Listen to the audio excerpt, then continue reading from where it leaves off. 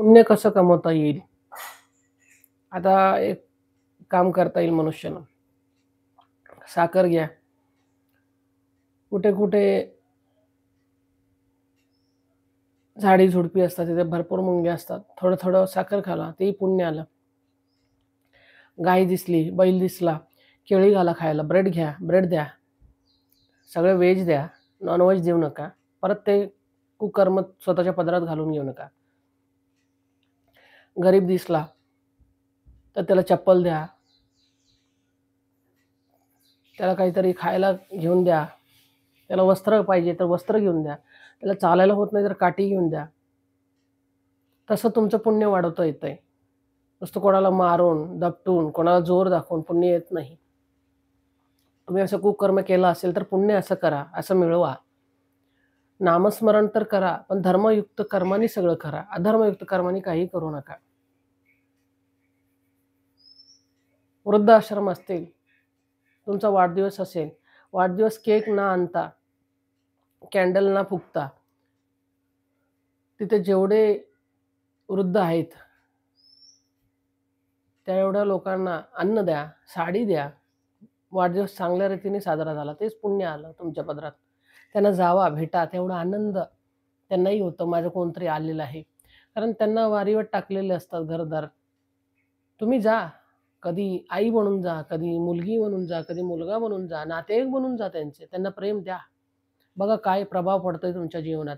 भरपूर तुमच्या जीवनात परिवर्तन होईल. ते तुमच्या हातात आहे.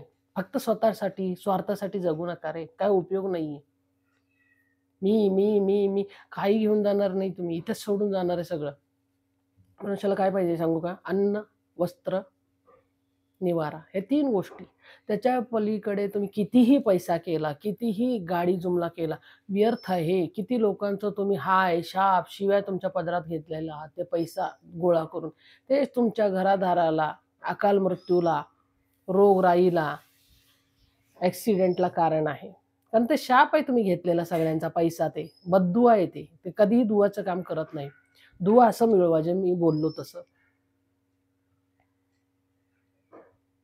आंधळ्याची काठी व्हा. लंगड्याची स्ट्रेचर व्हा.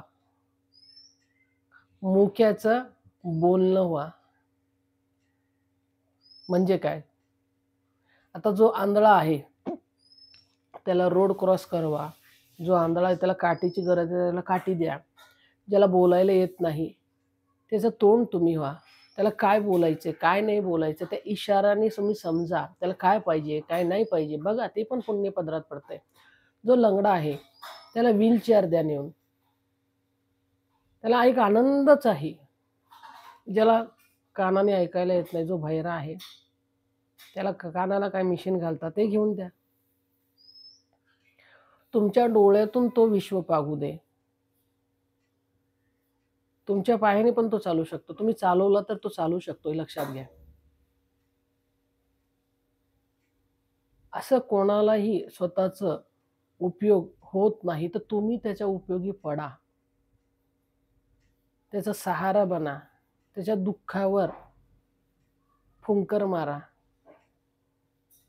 ते तुमच्या हातात आहे, करता येतंय बघा. नुसतं मी लक्झरी गाडीमध्ये फिरतोय म्हणजे होत नाही. बायकोला घेतलो, आज चांगलं चौपाटीला गेलो, चांगलं रिसॉर्टला गेलो, चांगलं हॉटेलला गेलो, हे जीवन नाहीये.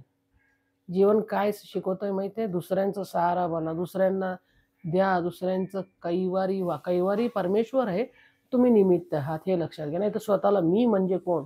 अहंकार येतोय परत. ते येऊ नये. बघा होता होईल तर कोणाचा सहारा नक्की बना. तेच पुण्य तुमच्या पदरात लाभणार आहे. फक्त मी स्वामींचा फोटो ठेवून घेतला, आई जगदंबेचा ठेवला म्हणजे झालं नाही. त्यांच्या आचरणावर चाला, त्यांच्या विचारावर चाला, तरच तुमचं जीवन सार्थक होईल. मोक्ष प्राप्त होईल तुम्हाला, देव प्राप्त होईल.